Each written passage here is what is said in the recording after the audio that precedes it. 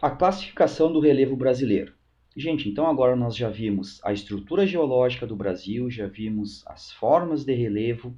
Agora nós vamos ver como que essas formas de relevo foram classificadas, então, para o território brasileiro, tá? Então, no Brasil nós tivemos três grandes estudiosos sobre o relevo que apresentaram propostas para classificar o relevo brasileiro. Então, como assim classificar? Dizer, gente, né? Mostrar o que é planalto, o que é planície e o que é depressão, tá? Então, o primeiro deles foi Haroldo de Azevedo, tá, gente? Então, lá na década de 1940 foi a primeira classificação, né, a primeira tentativa de classificação do relevo brasileiro. E esse pesquisador, esse geógrafo, ele então apresentou as unidades, né, de relevo considerados planaltos e planícies, tá? Então, para ele, né, tinha planalto, ou era planície, tá? Então, o critério, né, foi utilizado por ele para separar o que era planalto de planície foi a altimetria, as altitudes dos terrenos, tá, gente? Então, ele estabeleceu que o limite seria 200 metros para diferenciar uma da outra. Se tivesse uma altitude até 200 metros, seria planície. Se tivesse mais de 200 metros, seria planalto, tá? Então, uma forma bem simples, né? Claro que se a gente pensar para todo o território brasileiro, né, fazer todo esse estudo, né, a gente não foi nada fácil, ainda mais na década de 40, que não tinha quase recursos, né, tecnológicos como a gente tem hoje, tá? Então, foi um enorme de um trabalho, mas digamos que a forma, né, a metodologia que ele usou para diferenciar, ela foi bem simples. Ele usou altimetria, tá bem? Então, preocupou-se em individualizar cada área, tá? Então, olhe como ficou o mapa dele, tá, gente? Do Haroldo de Azevedo. Então, ele separou, ó, Planalto, tá? Então, nós vamos ter, né, Planalto das Guianas, o Planalto Central, pega toda essa porção do Brasil aqui, o centrão do Brasil, Planalto Atlântico e o Planalto Meridional, tá, gente? Que pega, ó, boa parte aqui, né, do pouco do pedacinho do sudeste, né? Pega a região centro-oeste e a região sul, tá? Então, ele está aqui, gente, está separado entre planaltos e planícies, tá? Se tem até 200 metros é planície, mais que 200 metros, então ele considerou como planaltos, certo, gente? Então, tá aqui a primeira classificação do relevo brasileiro, o critério foi a altimetria. O segundo estudioso, tá, é o Aziz Absaber, tá, gente? Ele foi aluno, tá, desse outro aqui, né, desse outro geógrafo, então, do Haroldo de Azevedo. Então, por isso que diz aqui que ele foi discípulo do Haroldo de Azevedo, tá? Então, ele utilizou, gente, o chamado critério morfoclimático. Olhem só, morfo significa forma, então é o clima dando forma, tá? Para o relevo. Então, olha só, o Aziz Absaber leva em consideração os agentes externos, tá, gente? Ele leva muito em consideração os agentes externos, bem? Então baseou-se no processo de sedimentação, tá, de erosão e sedimentação para diferenciar planaltos de planície. O trabalho dele foi publicado nos anos 60, tá, gente? Então, assim, ó, ele percebia, né, ele fazia o estudo. Se estava tendo mais erosão do que sedimentação, era planalto. Se estava tendo maior sedimentação do que erosão, era planície, tá? Então, esse foi o critério dele, e esse critério, então, é com base, né, no clima, nos agentes externos, tá, gente? Nos processos erosivos que modificam as formas de relevo, bem?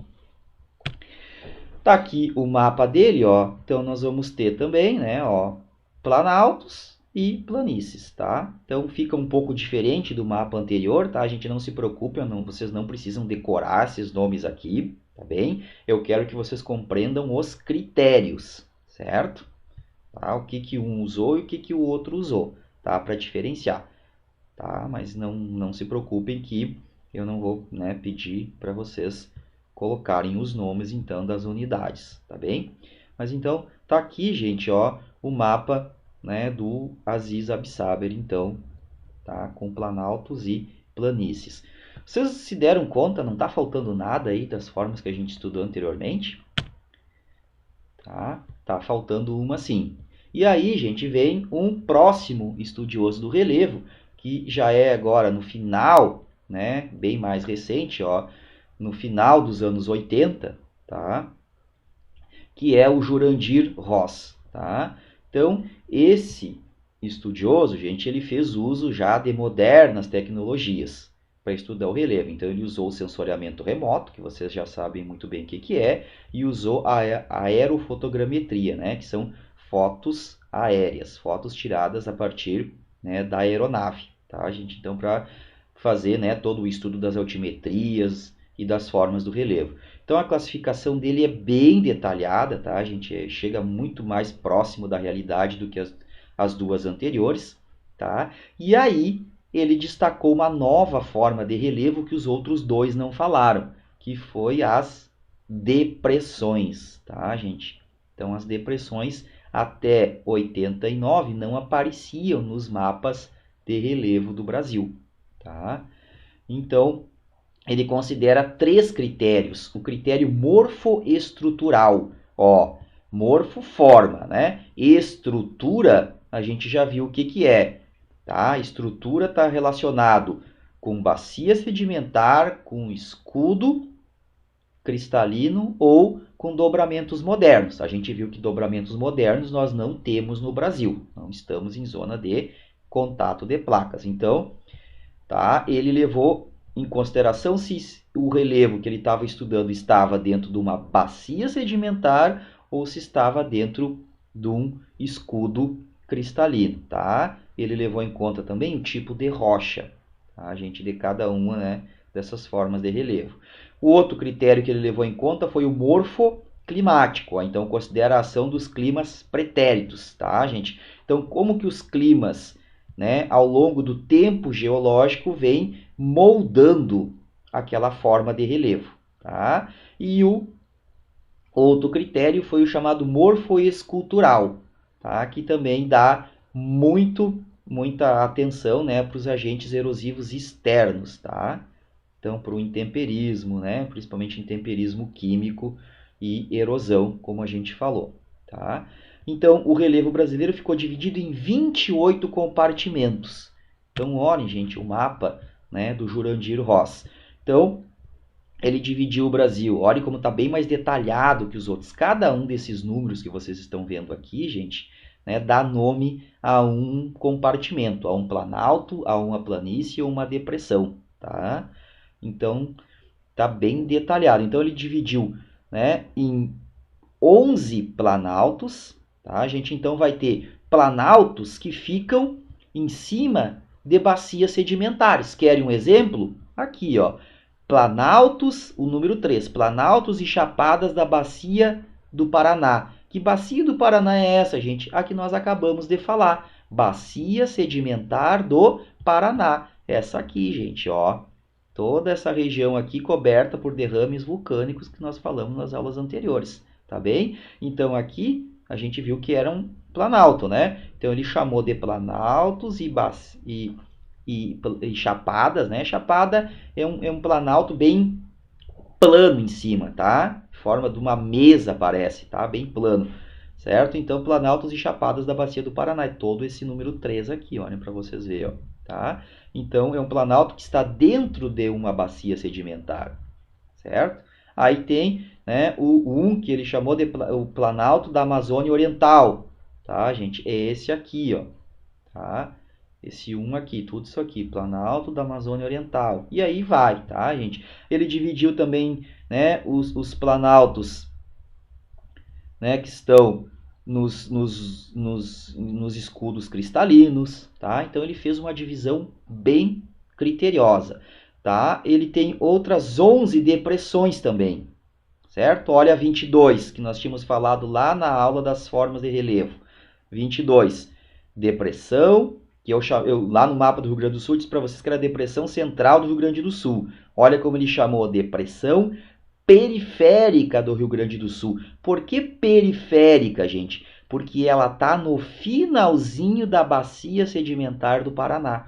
Então, ó, tudo isso aqui é a bacia sedimentar. Essa depressão aqui, essa faixa, né, esse amarelinho com o número 22, a depressão, então, do Rio Grande do Sul, ela está no finalzinho da bacia sedimentar do Paraná.